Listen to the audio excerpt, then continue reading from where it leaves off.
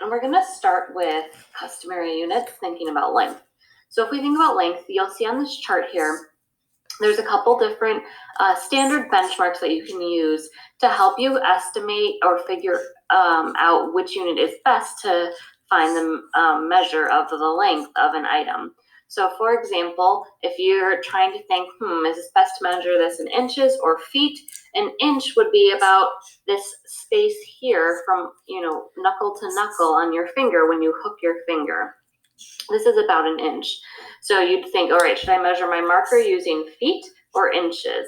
Well, I know that a foot is about the height of a 3-ring binder, which I know a lot of you have. It's also about the size of a whiteboard slate from our classrooms that I know a lot of you are familiar with. So it would make more sense to measure my marker in inches or in feet. And you would think probably inches, right? We could do it take my finger along here and I'd see, it's maybe about 5 or 6 inches. So we've got a benchmark for inches, which is that little part of your finger. We've got a benchmark for feet, which is a 3-ring binder. A benchmark for a yard is a baseball bat. So a baseball bat, that's about 3-ring binders, right? So that's about 1 yard for a baseball bat. And then for miles, you can walk about 1 mile in about 20 minutes. So those are our benchmarks that we can use for length.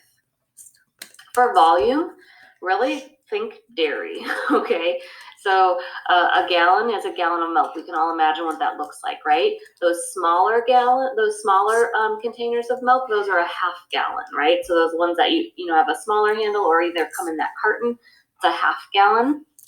Then we've got a quart, a pint over here, and then a cup, right? A cup is 8 float ounces. That's what we can fit into a mug that we might drink out of.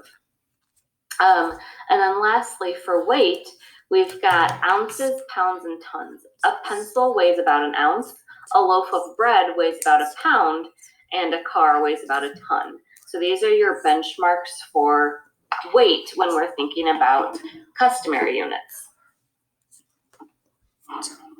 When we switch over to metric units, right, then we're thinking about a different system. And before we actually get into benchmarks, I want to explain a little bit more about how this metric system works. So we're going to be down at the bottom of this slide here, and this is going to be available to you to use as you're working on your tasks throughout this whole chapter. So don't feel like you have to memorize it right now or write anything down. But as you see down here on the bottom of this slide, I have a way for you to kind of get familiar with metric units. We can use the saying, King Henry doesn't usually drink chocolate milk, okay? So each of those letters helps us remember the order of the prefixes in the metric system. So what I mean by prefixes, if you look underneath King, the K in King stands for kilo. That's a prefix for the metric system. Same for hecto, deca. The U here is not a prefix. You would replace the U, the unit, with whatever you're measuring. So if you're measuring weight, you would replace the units with grams. If you're measuring volume or capacity, you'd replace it with liters.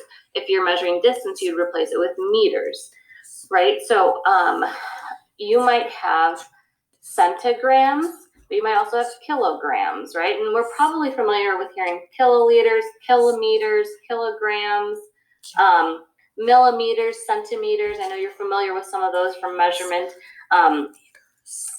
The reason why this system is really cool is because it works just like place value. So as you move to the right, when you're looking at kilo, hecto, deca, each prefix as you move to the right, each is 1/10 of what came directly before it. So for example, if we start over here with hecto is 1/10 of a kilo. So a hectogram is 1/10 of a kilogram. All right. A decigram is 1/10 of a gram. Likewise, if we move 2 places, just like if we move 2 place values, it's 1/100th. So if we think meters, how many centimeters are in a meter? You know that's 100. So a centimeter is 1/100th of a meter. So as you move to the right, each prefix is 1/10 of what came directly before it. Conversely, if you move to the left, each unit that follows is 10 times greater than what comes after it. So now let's kind of go back to our benchmarks and think about those benchmarks. And don't worry if you're like, Ms. Sharma, I didn't quite get that, totally fine. That's not the only time we're going to review metrics. That's why I wanted to just give you that little understanding before we jump into these benchmarks. So for the metric system, for length, a millimeter is about a little pencil point on your paper, or maybe a marker point, okay? It's very small. A centimeter is about the width of your finger, so your width of your finger. A decimeter is about the width of your hand. I have small hands. If you look at, maybe dad or grandpa's hands or somebody else who has really big hands, theirs is probably larger. But for me, the width of my hand is about a decimeter. The width of a doorway is about a meter, and then a kilometer you can walk in about 10 minutes, okay? For volume, if you think of a little eyedropper, you might have had to take medicine out of that before, or maybe you've used it in science. Milliliters would fit into that little eyedropper. One of those bigger Gatorade bottles, not the super gigantic ones, but the bigger ones, that's about a liter, okay? For mass, the mass of a dollar bill is about a gram. The mass of a baseball bat is about a kilogram. So these are your benchmarks for our metric system. So what I want us to do now is just kind of apply these benchmarks to a couple questions here. So here we go. All right, so let's say that Jake says that his bike is 4 yards long.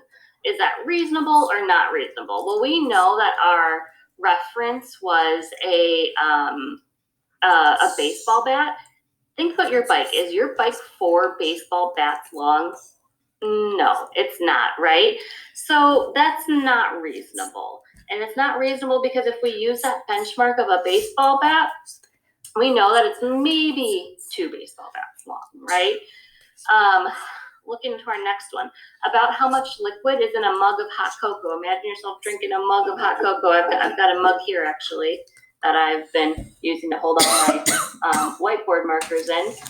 In this mug, how much hot cocoa could I fit? If we think about our units of measurement for customary units, we're probably going to fit about 1 cup, right? About 1 cup. In a mug of hot cocoa.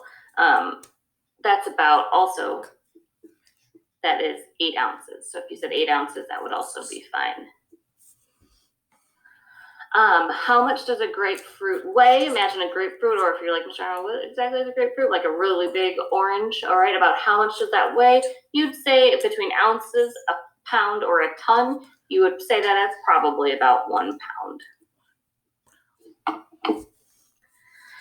Now let's think about metric system.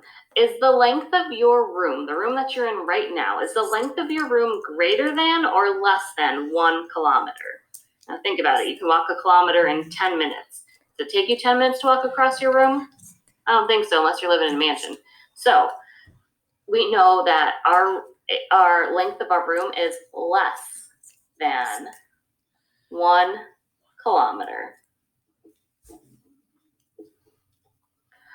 All right, now let's think about medicine in a medicine bottle. Like I bet, a lot of you have had an ear infection or something before when you were little and you had to take that medicine out of a bottle, right? Using like an eyedropper. Would we measure that amount of medicine in milliliters or liters? Is it the size of a really big Gatorade bottle or is it smaller? And it's a lot smaller, so that would be something that we measure in milliliters. And then lastly, how much is the mass of a paper clip? Think about that. We've got either grams or kilograms. We know a dollar bill weighs about a gram and a baseball bat weighs about a kilogram. So a paper clip would be closer to a gram. We would measure that using grams.